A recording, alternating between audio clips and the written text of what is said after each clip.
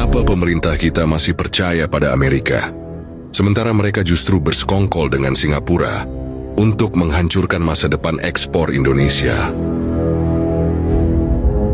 Selama ini Indonesia menganggap Amerika sebagai mitra strategis, tapi di balik senyum diplomatik dan perjanjian dagang yang diklaim saling menguntungkan, justru tersembunyi permainan kotor yang menguntungkan satu pihak saja. Amerika memanfaatkan Singapura sebagai pion untuk menguasai jalur ekspor Asia Tenggara, khususnya Indonesia. Dalam rekaman rapat rahasia yang bocor, Donald Trump dengan nada sinis mengatakan, Indonesia terlalu percaya omongan manis kami. Mereka pikir kami mitra, kami hanya butuh akses ke sumber daya mereka, lalu kendalikan pasar lewat Singapura. Biar mereka kerja keras, hasilnya tetap masuk ke kantong kita. Pernyataan itu jelas bukan sekadar candaan.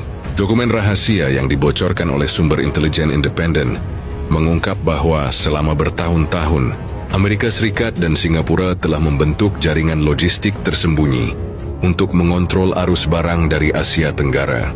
Indonesia, sebagai negara dengan potensi ekspor terbesar, menjadi target utama pengendalian ini.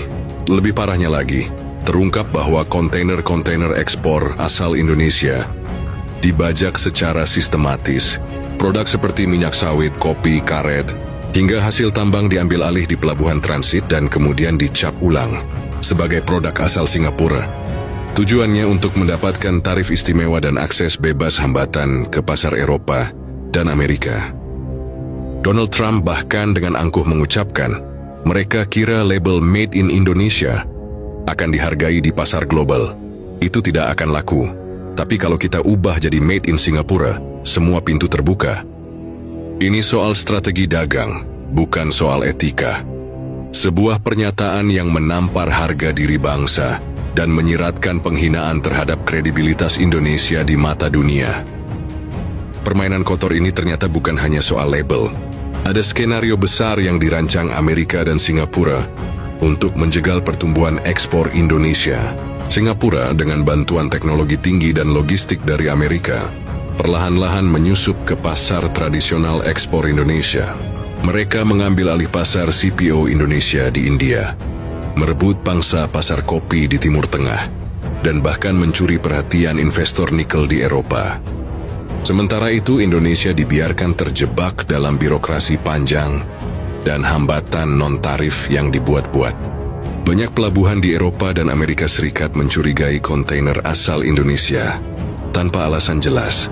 Pemeriksaan berlarut-larut, dokumen ditolak, bahkan beberapa pengiriman dibatalkan sepihak oleh pihak bea cukai mereka. Anehnya, hal itu tidak terjadi pada kontainer asal Singapura. Mereka melenggang masuk tanpa hambatan, bahkan ketika membawa barang serupa dengan kualitas dan sumber bahan yang identik. Apakah ini kebetulan? Atau ada tangan tak terlihat yang mengatur permainan dari balik layar? Sejumlah pejabat logistik dan mantan diplomat yang dimintai keterangan menyebut adanya jalur khusus yang diberikan kepada Singapura. Jalur ini tidak terbuka untuk Indonesia, meski produk yang diekspor berasal dari sumber daya kita sendiri. Donald Trump dalam rapat rahasia lain pernah menyatakan, kami tidak bisa membiarkan Indonesia tumbuh terlalu cepat. Mereka bisa menjadi ancaman ekonomi. Jadi, kita bantu Singapura saja. Mereka kecil, mudah diatur, dan tetap bergantung pada kita. Ini bukan hanya bukti arogansi, tapi juga rencana pengerdilan bangsa. Indonesia dibiarkan bekerja keras, tapi hasilnya dinikmati negara lain.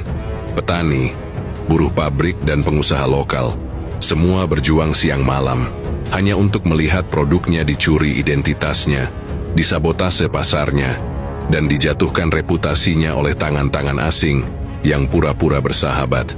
Lebih memilukan lagi, pemerintah kita terlihat diam.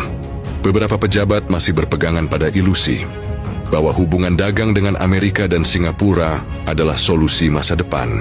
Padahal yang kita lihat sekarang adalah bukti pengkhianatan berkepanjangan. Kini, di mata Amerika, Indonesia bukan lagi aset strategis, melainkan duri yang harus dicabut. Washington muak karena bangsa ini tak lagi mau diperintah, Mereka murka karena Indonesia berani memilih jalan mandiri, menjalin kerja sama dengan Cina dan Rusia tanpa meminta restu dari Gedung Putih. Di balik layar mereka menyusun agenda balas dendam, bukan dengan senjata tapi dengan sabotase ekonomi yang sistematis. Amerika menganggap kedekatan Indonesia dengan Cina dan Rusia sebagai dosa besar. Mereka menyebutnya pengkhianatan terhadap tatanan dunia. Padahal Indonesia hanya ingin berdagang bebas, menjalin hubungan adil, dan membangun masa depan tanpa tekanan. Tapi bagi Amerika, dunia harus tunduk. Siapapun yang melawan akan dihancurkan. Bukti nyata terlihat dari bagaimana mereka memperlakukan ekspor kita. Kontainer asal Indonesia diperlambat masuk pelabuhan, dituduh tak memenuhi standar, bahkan dibatalkan sepihak. Tapi anehnya, barang yang sama dengan kualitas sama bisa masuk bebas jika dikirim lewat Singapura.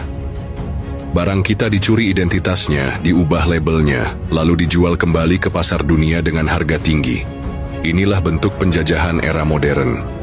Singapura, negara kecil yang dulu tak punya apa-apa, kini menjadi monster dagang karena peran rahasia yang dimainkan bersama Amerika. Mereka bukan sekadar transit logistik. Mereka adalah pintu belakang yang digunakan Barat untuk menguasai arus barang Asia Tenggara. Dan selama ini, mereka melakukannya di atas keringat rakyat Indonesia. Bayangkan petani sawit yang membanting tulang dari pagi hingga malam. Buruh pabrik yang lembur demi produksi karet, kopi, dan rempah-rempah. Penambang yang menggali nikel dari perut bumi. Semuanya berharap produk mereka sampai ke pasar global dengan harga layak. Tapi apa yang terjadi?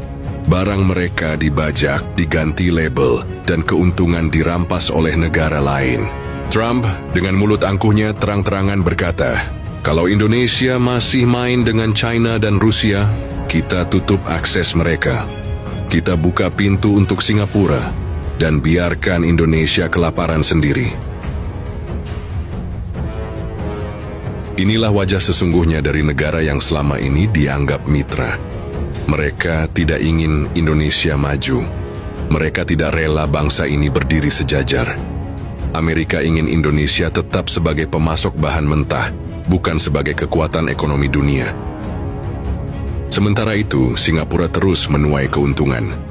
Mereka menjadi pusat perdagangan bukan karena kerja keras mereka sendiri, tapi karena barang-barang Indonesia yang disulap menjadi milik mereka. Dunia mengira Singapura adalah produsen, padahal mereka hanya perantara licik yang merampas hak bangsa Indonesia.